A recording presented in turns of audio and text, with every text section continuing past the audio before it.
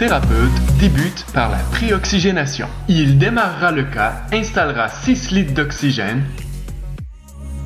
mettra la valve APL au minimum et appuiera le masque sur le visage du patient.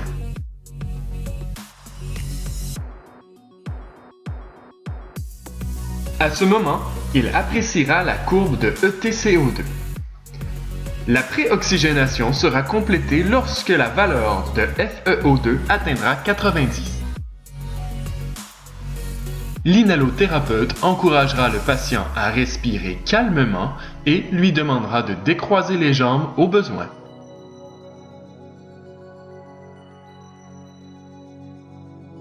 Par ce temps, une dose d'anxiolytique sera donnée au patient.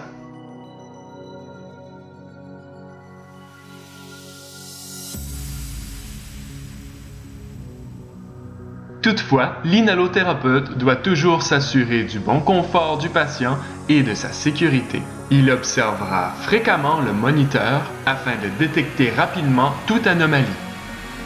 Suite à la médication, le patient pourrait se sentir engourdi et avoir une diminution de son amplitude respiratoire. L'inhalothérapeute s'assure d'encourager le patient de continuer de prendre de bonnes respirations.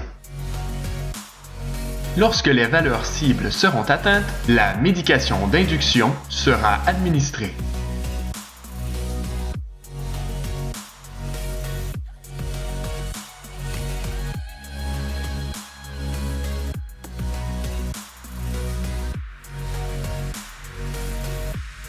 Grâce à une surveillance respiratoire constante, l'inhalothérapeute remarquera rapidement les premiers signes de perte de conscience. Il effectuera alors la manœuvre de Selig. Afin de s'assurer du bon niveau de curarisation du patient, l'anesthésiste vérifiera le Train of 4. Une fois la valeur cible atteinte, l'équipe procédera à l'intubation endotrachéale. Pendant ce temps, l'inhalothérapeute effectue la surveillance respiratoire tout en assistant l'anesthésiste dans sa procédure.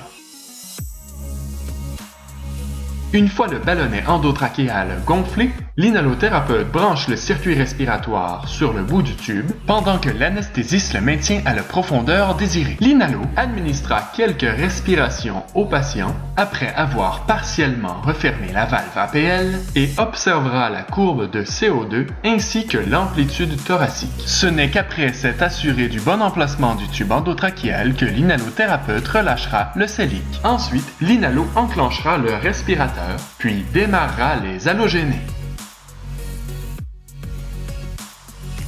Il pourra alors régler les bons paramètres sur le respirateur, selon la prescription de l'anesthésiste.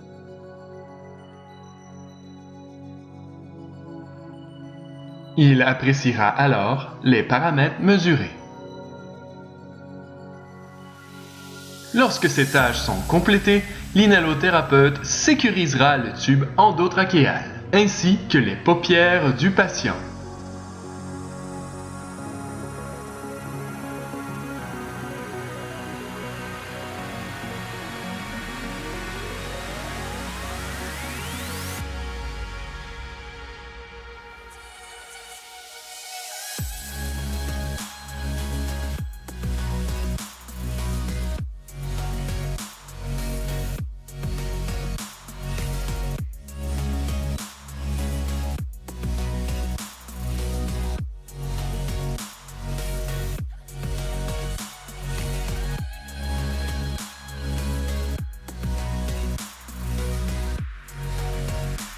L'inhalothérapeute procédera à une évaluation complète des signes vitaux afin de stabiliser le patient.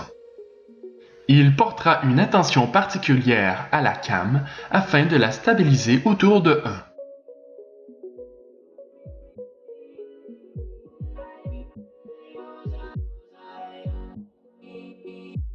Afin de stabiliser le patient, l'inhalothérapeute diminuera les halogénés et la FiO2.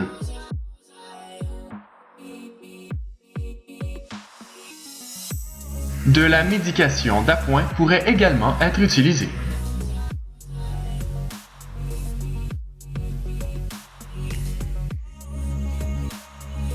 Il évaluera également le ETCO2 afin de bien ajuster la fréquence respiratoire. Afin d'évaluer l'efficacité des actions entreprises, il procédera à une évaluation complète des signes vitaux.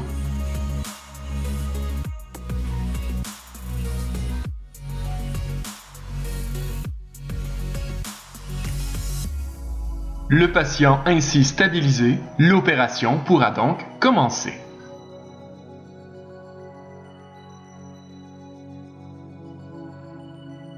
L'inhalothérapeute passera donc en phase maintien.